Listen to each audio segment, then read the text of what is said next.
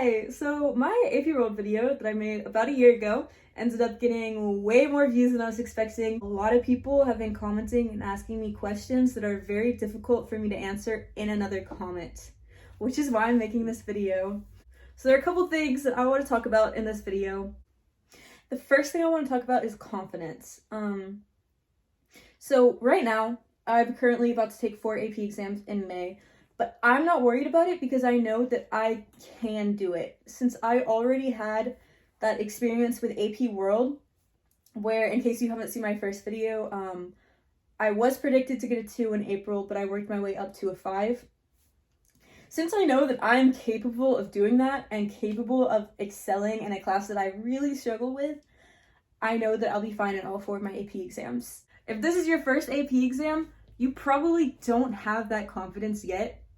And I know that's very stressful. When you guys have commented stuff telling me how hectic everything has been and how freaked out you are, I really want to just be like, I believe in you. But I know it kind of sounds fake because I've never met you. I know absolutely nothing about you.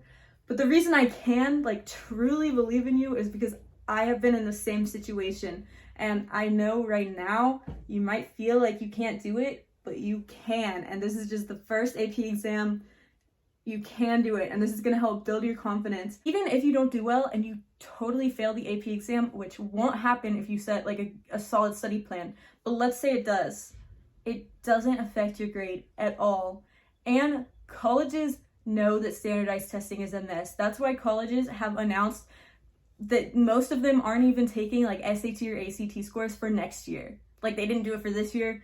Most have announced they're also not doing it for next year. You have to understand with AP exams, they also know that things are crazy and they're not gonna be freaked out if you fail.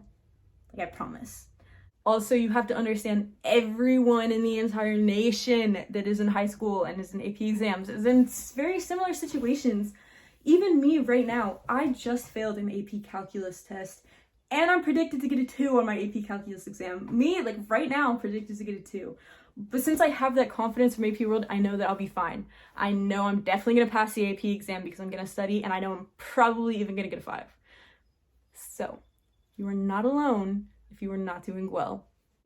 The second thing I want to talk about is how to assess yourself when your teachers are not giving you feedback. This is especially important this year since everything, or not everything, but a lot of people have online classes. So last year, when I took AP Lang, I was taking it online. Even before COVID, it was online, and my teacher gave me 100s on everything, which is fantastic. I had a great grade in the class, but I didn't know what grade that would have translated to on the AP exam. I had no reference of how well I would actually be doing. So if you are in a similar situation to that, there are things that you can do to still assess yourself. The biggest thing I can recommend doing is finding past essays that the College Board has released online. So I'll put a link to that below on where you can get those, but College Board has actually released past essay prompts and also actual essays that students wrote on the AP exam to show examples of what you should do and what you shouldn't do. So they give you an essay for each score you could possibly get. So they have a perfect score and then they have someone who scored absolutely no points. What I would do is I would go through those prompts and I would write an outline for what I would write for that essay. Sometimes I didn't write the full essay, I would just say what I would write. Then I went through the perfect scores and I read their essays in detail. And then sometimes I printed them out and I even wrote notes about what they did, what words they used, how they structured everything.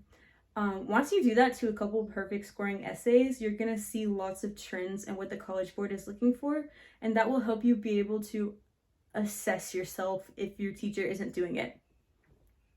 Another thing you can do is get practice books with practice questions. For history classes, my favorite is the AMSCO book. For other classes, I like the Princeton book, but there's also the Barron's book. All of those have lots of practice questions that you can use. The third thing I recommend doing is finding someone who actually can give you feedback if your teacher isn't. So what I did for AP Lang last year was I reached out to an AP Lang teacher at my high school that was an in-person teacher. She had no idea who I was, but I was like, hey, could you help me? Could you give me some feedback? And she did. She was very helpful in giving me feedback. So you can find a teacher who maybe is able to help you. Another thing you could do is ask like a friend if they can give you feedback. The third thing I want to talk about is how much time it takes to get a 5 on an AP exam. A lot of people were asking me that. I think it's different for everyone.